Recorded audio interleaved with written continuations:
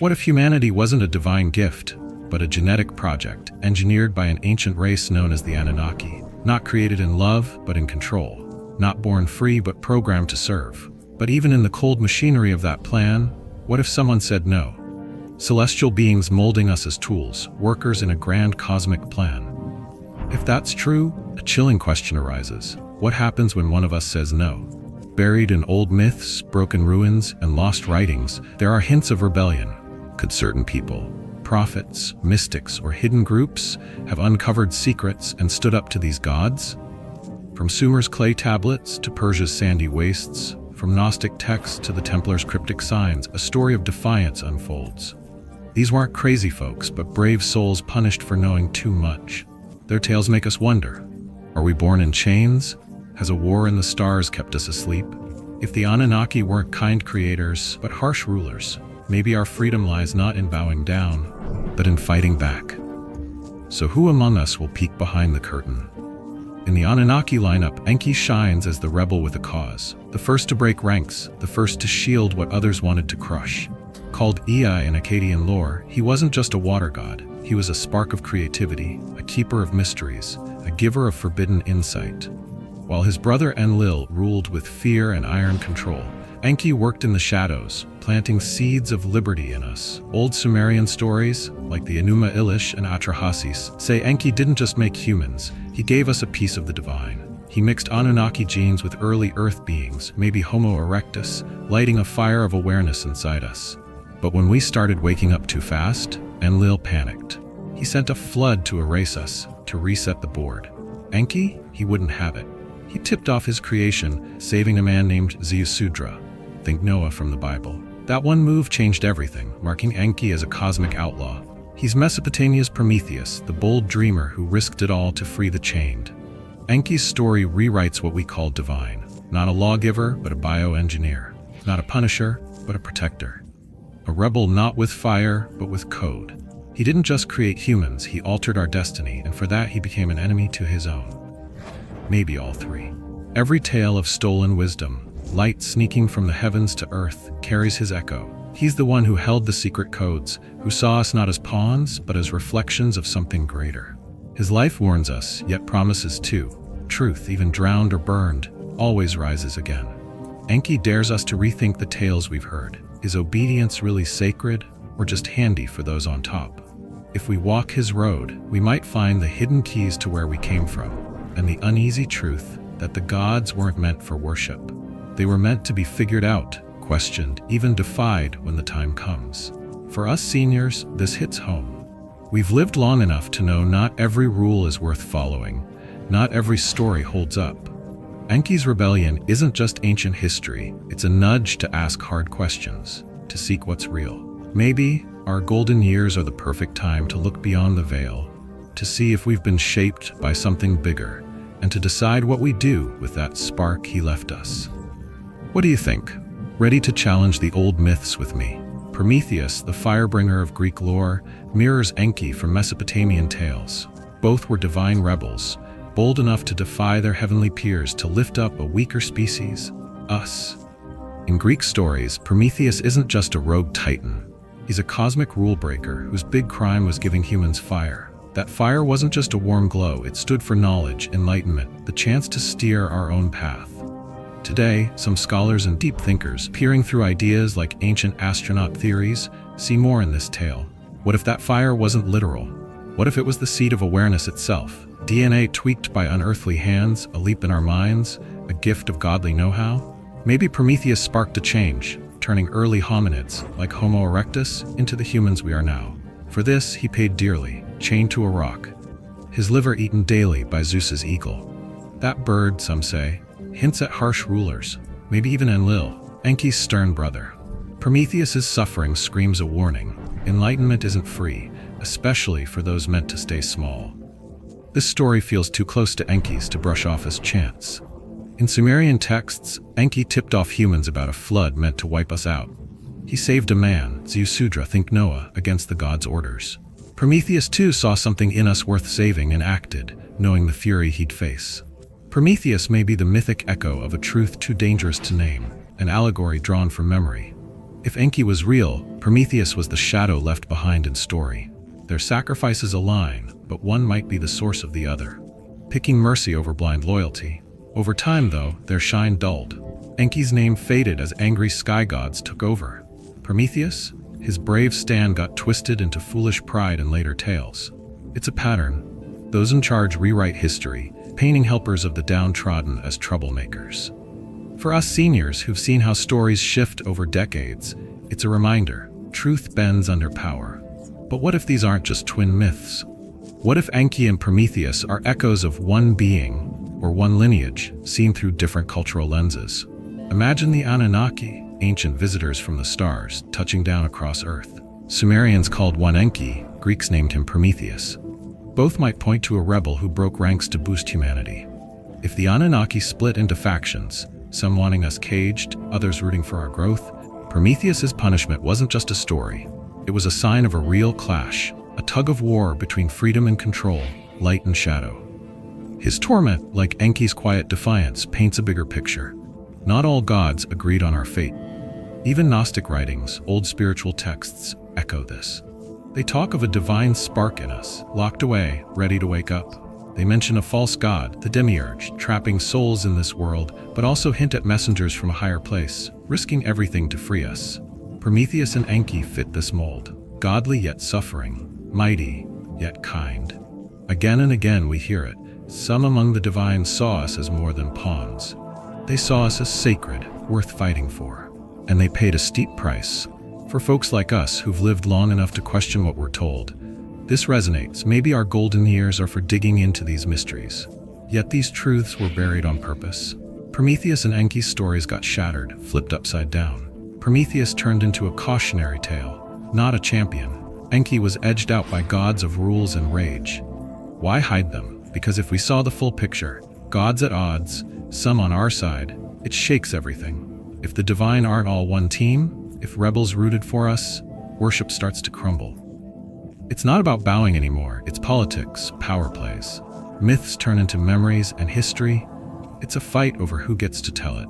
For us seniors, this hits home. We've watched the world change, seen how narratives twist. Prometheus and Enki challenge us to look back, to ask, were we shaped by something bigger? Were we meant for more?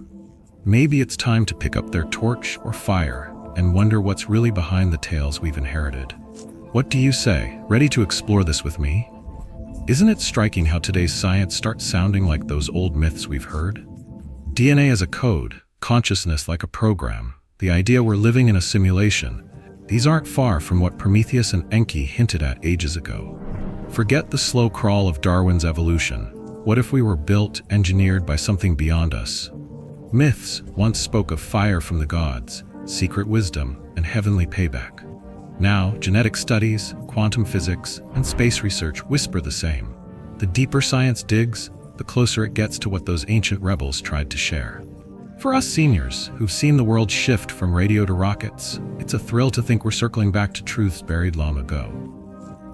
So what happens when we rediscover what Prometheus and Enki gifted us, then lost? Will we shy away, like the gods who chained Prometheus, afraid of what waking up means? Or will we step up, ready to hold that stolen fire? His story isn't just old history, it's a peek at what's coming.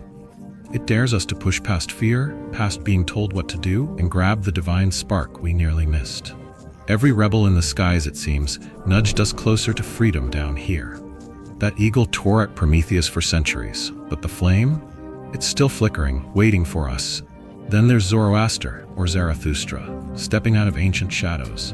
He wasn't just a prophet, he was a visionary, pulling back the curtain on a cosmic play few could grasp. Born when folks worshipped many gods and tribal spirits, he stood apart, preaching one light, Ahura Mazda, against a dark foe, Angra Mainyu. On the surface, Zoroaster offered a bold new vision, one god, one light. But beneath that clarity lies an older shadow. Ahura Mazda, the Lord of Wisdom, shares uncanny traits with Enki, the Liberator. Angra Mainyu, the Destroyer, echoes Enlil's cold command. Were these divine names or ancient aliases, and maybe even star visitors? And it's more.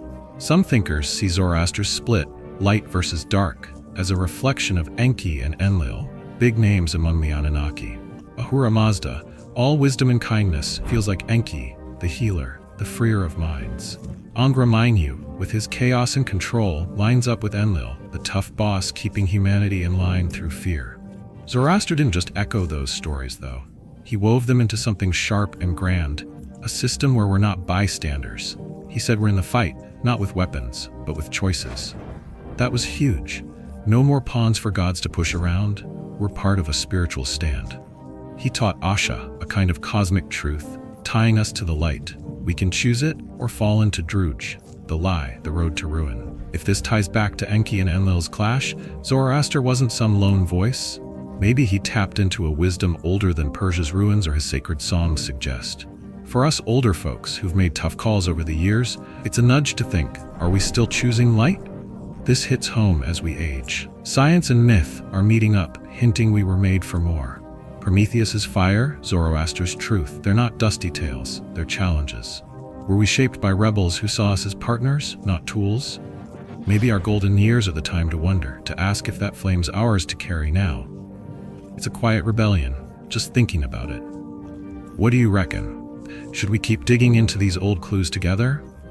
Zoroaster didn't just preach, he warned of a final showdown, a cleansing where truth would torch the lies, lifting the good to new heights. Sound familiar? His vision lines up with tales across time. The Day of the Lord from Hebrew lore, Norse Ragnarok, India's Kali Yuga, even Sumer's Nibiru return. These aren't random stories. They're like accents of one lost tongue, hinting at a grand cycle, a clash in the stars, a past where gods weren't fairy tales, but real beings, walking with us, tweaking our genes, building our cities, fighting over our future. Zoroaster might have caught whispers of this, passed down or felt deep inside. His words aren't dusty old chants. They're coded clues about a battle stretching across worlds and ages. For us seniors who've seen decades of change, it's a puzzle worth pondering. Ahura Mazda to Zoroaster wasn't your typical god. He was the Lord of Wisdom, smart, not bossy, lighting the way through understanding, not force. That's a lot like Enki, the Sumerian rebel who slipped humanity the Emmys, secret codes for math, writing, buildings, laws. Enki shared these under Enlil's nose, who worried we'd get too big for our britches. Mazda's the same. He pushes clear thinking, responsibility, truth, not fear or endless rules. Both toss out the idea of bully gods cheering for freedom inside us. It's a quiet stand against control, dressed up as holy, and for folks like us who've earned our independence, it hits home. If Mazda echoes Enki, then Angra Mainyu, the liar, slaver, wrecker, smells like Enlil's style. Sumerian tales paint Enlil as harsh, ready to wipe us out with plagues, dry spells, even that big flood. To him, we were a chore or a danger. His grip through fear and wipeouts matches Angra Mainyu's game, spreading sickness, confusion, chaos. This isn't just good versus bad, it's freedom against chains, knowing against hiding, kindness against tricks. If Zoroaster saw this, he wasn't only about right and wrong. He was a thinker, stirring a cosmic uprising. For us older folks who've spotted life's power plays, it's a call to look deeper. Zoroaster didn't just watch from the sidelines, he pulled us into the fray. He said our thoughts, words, actions matter, tipping the scales in an old, starry war. Choosing truth over lies wasn't just being good, it was fighting back. That idea rippled into Judaism, Christianity, Islam, but we often miss its Zoroastrian roots. What if it's not the birth of one God faith, but a leftover from something older, where gods weren't perfect, but split, messy, tied to Earth's story? It's a twist that makes you think, especially as we age and wonder what's behind the tales we've heard. For us seniors, this feels personal. We've lived through enough to question the big narratives. Zoroaster's reckoning, his push for truth, it's not just ancient noise. It's a nudge to ask, were we shaped by beings picking sides? Did some root for us, while others held us down? Maybe our golden years are the time to sift through this, to see our place in a cosmic tug-of-war. It's not about religion turning political, it's about myths turning real, history turning into a fight over who we are. Zoroaster's betting on us to choose light, just like Enki did. So what do you say? Ready to weigh in on this old battle with me? This stirs up big questions, doesn't it? Did Zoroaster get his wisdom straight from the heavens, or maybe from leftovers of Enki's crew, quietly steering folks toward freedom? Was he tapped into a secret thread? Think Enoch, Thoth, Hermes Trismegistus, those legends who supposedly held starborn know-how? Maybe his real job was to turn a cosmic clash into words his people could grasp, sowing seeds of defiance in our shared mind, setting us up for a day when the curtain finally drops. For us seniors who've seen plenty of mysteries unfold, it's a tantalizing thought. Could he have been passing us a torch? That day might be here. Today's world races with tech, watches our every move, twists what we believe. It's like Zoroaster's warnings are back, loud and clear. We're stuck in a tug of war over what's real. Truth slips away, gets bent, turned into a tool. Who's the maker? Who's the warden? It's blurry now. Zoroaster's old words aren't just pretty lines. They're a guide to cut through the noise, to push back, to recall who we are under all this static. He's still whispering to us, don't buy the surface. Find your spark. Stand up to shadows pretending to be gods. For us older folks, it's a call we've got the years to answer. So Zoroaster isn't just some faith starter. He's a bearer of something deeper. Etched in stars, carved in rock, passed by brave souls who dared to challenge the divine. His light versus dark setup wasn't a dreamy tale. It might be the sharpest take on the Anunnaki split we've got. If that fight's still going, up there, in us, all around, his voice lights the way, nudging us to pick a side with smarts, not fear. Ahura Mazda versus Angra Mainyu isn't just a story, it's our wake-up map. Zoroaster, no dusty relic, might be the first to point us home. Now let's talk about the Knights Templar. You know them as Crusader warriors, right? But they weren't just swinging swords for the church. Behind the armor and holy oaths, they chased something risky, forbidden truths, buried under layers of church rules and twisted history. By the 1100s, word got around. While camped in Jerusalem, they dug up secrets in Solomon's temple. Relics, scrolls, stuff hinting at star beings, gods who came down, mixed their essence with Earth's clay to make us. Sound familiar? It's straight out of Sumerian Anunnaki tales. This clashed hard with the church's God made us line. If the Templars found proof, like carvings of alien DNA tinkering, they held a bomb that could topple the whole medieval setup, faith and power alike. That might be why, come the 1300s, the Templars went from heroes to outcasts overnight. Labeled heretics, accused of wild stuff like blasphemy and idol worship, they were hunted down, wiped out. At the heart of it was Baphomet, this horned figure they supposedly honored. For us seniors who've watched scandals unfold over decades, it's a red flag. Was Baphomet a code, a clue to what they knew? Maybe it tied back to Enki, Mazda, that rebel streak against control. The church couldn't let that stand, too much at stake. This all loops back to us. Zoroaster, the Templars, they're pieces of a puzzle we're still solving. Were they tipping us off about a bigger story, one where we're not just pawns? As we hit our golden years, it's the perfect time to wonder. Are we meant to dig, to question, to find that inner flame they fought for? What do you think? Should we keep peeling back these layers together? So, what was Baphomet, truly? Perhaps not a devil, but a cipher. A symbol encoded with ancient dualities, spirit and flesh, creator and created. Some believe it was never meant to be worshipped, but understood. A relic pointing to a truth buried beneath Solomon's temple and centuries of silence. Or something older, stranger? Some deep thinkers say Baphomet wasn't a demon at all, but a symbol, packed with cosmic secrets, hinting at duality, DNA tinkering, the blending of opposites. Picture it. Part human, part beast, male and female, light and dark. Doesn't that sound like the Anunnaki, those star beings said to mix forms and fiddle with life itself?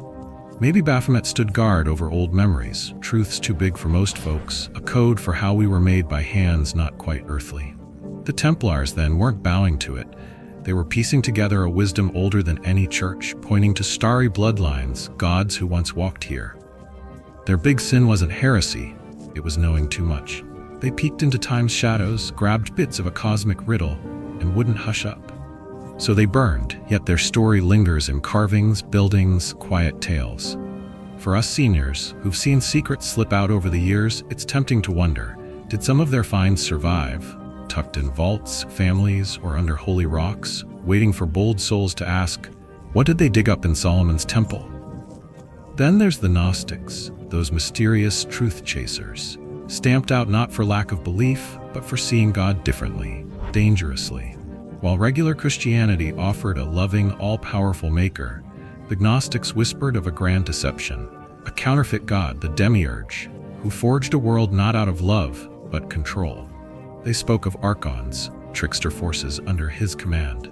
But one came from beyond, like a Gnostic Christ, like Enki, bearing secret knowledge, a code to awaken what was buried in us. Built by the demiurge, a wannabe god who didn't create from kindness but control. This demiurge, tied to the Old Testament's stern ruler, feels a lot like Enlil, the Anunnaki boss who demanded loyalty, punished rebels, treated us like tools. To the Gnostics, this world, our bodies, rules, even faiths, was a soul trap, a cage of tricks. But here's the hope. They said we've got a hidden flame, a divine spark from the real source, ready to wake up. The key? Not prayers or ceremonies, but gnosis, inner knowing, straight from the heart. That rattled the bigwigs, threatened the whole power game back then. No surprise the early church called them heretics, chased them, torched their books. Yet truth outlasts flames. In 1945, near Nag Hammadi, Egypt, folks found buried Gnostic scrolls, texts like the Gospel of Thomas, the Apocryphon of John, the Gospel of Truth. These told a wilder human story. Layers of realms, divine helpers, and archons, sneaky forces under the demiurge, messing with our minds, keeping us asleep. Could these archons be the Anunnaki? Might Gnostic ideas recall a fight against Star-Lords posing as gods? It's spooky how it lines up. Think about Enki, sneaking freedom to us past Enlil's grip. Now picture the Gnostic Christ, not a bleeding savior, but a wisdom bringer, slipping down from beyond the demiurge to jolt souls awake. It's not about guilt or rescue, it's about remembering who we are. For us older folks who felt the world's off-kilter at times, Gnosticism isn't just old rebellion, it's a coded note from way back, still ringing true. Those Nag Hammadi finds? Maybe not random, but part of a slow reveal, a nudge across centuries to peek behind the curtain, grab the birthright fear and fire buried. Understanding the Gnostics might just crack our mind's jail, point us back to the stars we came from. This all ties together for us seniors. Baphomet, the Templars, the Gnostics, their threads in a tapestry we're still weaving. Were they all hinting at the same thing? We're more than we've been told, shaped by beings with their own agendas? As we hit our golden years, it's the perfect season to ponder. The Templars risked it all for buried truth. The Gnostics dared to see past the illusion. Maybe we can too, quietly, in our own way, asking, seeking, finding that spark they fought for. What do you think? Ready to chase these whispers with me, to see where they lead? The spirit of those old rebels, Enki, Prometheus, Zoroaster, the Gnostics, the Templars, still flickers today. It's not in grand churches or dusty scrolls, but in quiet folks who won't just nod along. In labs and dig sites, in rare books and secret files, you'll find modern rebels. Scientists, historians, everyday seekers, asking the big questions about what's real. Some study odd DNA bits, suggesting someone smart tinkered with our beginnings. Others unearth huge stones under oceans or sands, from times history says never happened. Then there are the outliers, labeled conspiracy nuts, skeptics, troublemakers, who might just be like the old-timers, seeing too much to stay quiet. They talk of shadowy plans, star cycles, ancient beings still lurking. For us seniors who've watched the world spin through decades, it's less about if this stuff's true and more about whether we'll dare to notice. Truth doesn't disappear, it gets covered up. Those digging anyway, despite the eye rolls and pushback, carry a torch passed down through ages. It's time to quit swallowing everything whole and start remembering with guts. Think about it. Enki slipped us wisdom past the rules. Prometheus handed over fire, no matter the cost. Zoroaster urged us to pick truth over lies. The Gnostics saw through the world's tricks and the Templars hunted secrets under sacred dirt. Today's version isn't so different. Scientists puzzle over genes that don't fit the textbook tale. Maybe a clue were more than random chance. Archaeologists find ruins way older than they should be, hinting at lost chapters. And those fringe voices? They're shouting about cover-ups, cosmic rhythms, intelligences from way back that might still watch us. In our tech-heavy world, where screens feed us neat little stories, it's easy to miss the cracks. But for us older folks who've seen fads fade and facts shift, it's a nudge. Truth's still there, just under the surface. These modern diggers, braving scorn, risking jobs, echo the rebels we've been talking about. They're not asking us to buy wild tales on faith. They're daring us to look harder, like our ancestors did. Back then, speaking up got you chained, burned, or erased. Now it's quieter. mockery, shadow bans, cancelled grants, but the stakes feel the same. Are we pawns in someone's game, or players with a spark worth fighting for? That's what they're chasing, and it's what ties them to Enki's defiance, Prometheus's sacrifice, all the way down. For us in our golden years, it's a chance to lean in, to sift through the noise with the wisdom we've earned. So where does that leave us? Not with answers, but with the right questions. The torch has passed, from gods to rebels to us. The fire is still flickering, the code still pulses in our blood. The only question that remains is this: will we dare to wake up?